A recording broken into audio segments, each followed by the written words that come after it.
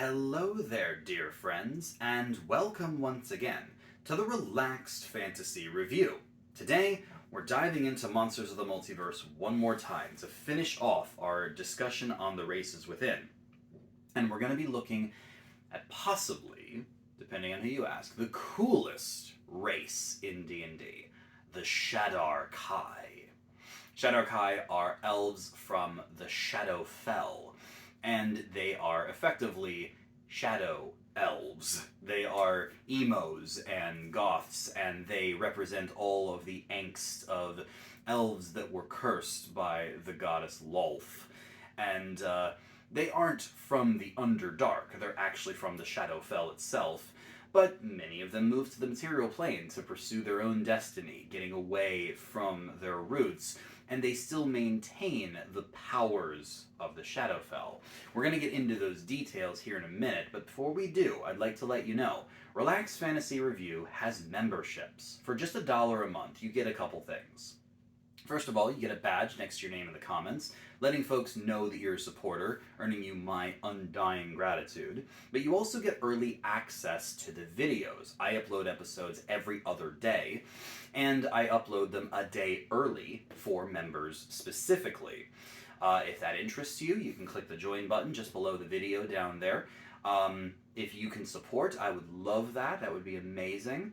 If you can't or just don't want to, that's fine. I'm very thankful that you're here. Thank you for coming and watching and enjoying the content.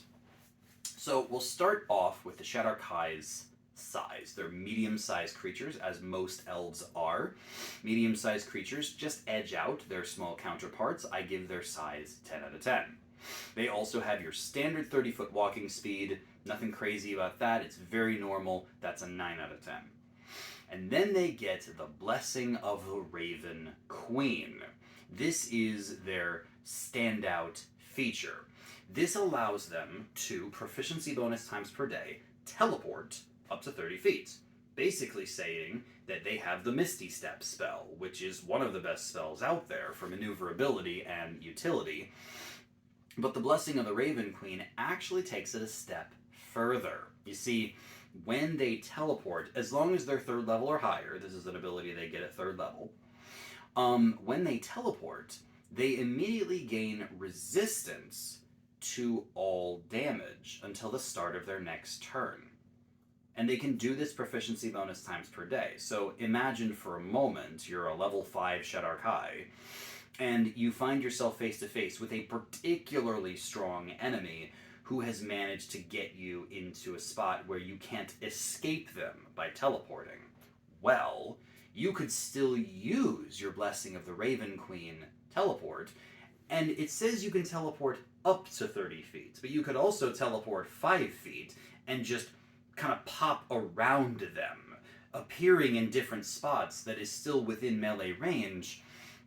And every turn you do this, you'll have resistance to their attacks, or their spells, or whatever they're hitting you with. This means that if you are in a really tight spot, you can blow all your teleports specifically to gain resistance to damage. And that makes this blessing extra strong. Now, obviously, damage resistance can be attained in other ways, but the fact you just get this as a Shadar-Kai is supremely strong, on top of the already extremely strong teleporting power. This is 10 out of 10, and I'd give it higher if I could. Now, as elves, Shadar-Kai still get dark vision, and that is one of the best features elves have, so 10 out of 10 for being able to see in the dark. They also get Fey Ancestry, which means that they have advantage against the Charmed condition, so 8 out of 10 for that. Charmed condition can be debilitating, but it's pretty specific. Then they have Keen Senses, which gives them proficiency in Perception, as most elves get. Perception is arguably the greatest skill in the game, or at least the most important. I give this 10 out of 10. Then they get one other thing from their Shadar-Kai heritage, Necrotic Resistance, which is pretty simple. They have resistance to necrotic damage, which isn't a super common damage type, but when it comes up, it's usually coming from a pretty strong enemy, an undead enemy or a spellcaster. I think it's great to be able to resist any type of damage, and Necrotic is no exception. I say 9 out of 10 for that. Then they get the Elven Trance. They can finish a long rest in 4 hours of meditation, during which time they remain semi-conscious. But the special trance that the Shadar-Kai get give them an extra little bump. They can get 2 extra proficiencies when they do this. The proficiencies have to be weapons or tools, which does limit their options, but grabbing thieves' tools or smith's tools or tinker tools or alchemist supplies is never going to be unwelcome. And if you need another weapon, like a longbow, heavy crossbow, or two-handed weapon that your class doesn't grant you, this is a way to get it. So, yeah, I say 9 out of 10 for this buffed trance. And then finally, the standard language choice from Monsters of the Multiverse. They can choose common and 1 other language, giving them the versatility necessary. That's a 9 out of 10 feature. And all in all, the Shadar-Kai are one of the best elves out there. They get a 9 out of 10 on my ranking scale, but I will say that both of their natural powers, their teleport and damage resistance, and their resistance to necrotic damage all the time, really sell them as a tanky elf.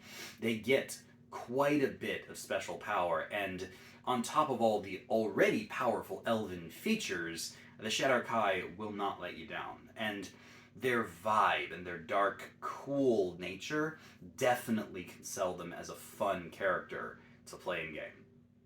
This has been the Relaxed Fantasy Review. If you enjoyed the video, please like and subscribe down below. Have a look for the join button down there, and keep your eyes peeled for more race reviews coming down the line soon. Have a good one, my friends.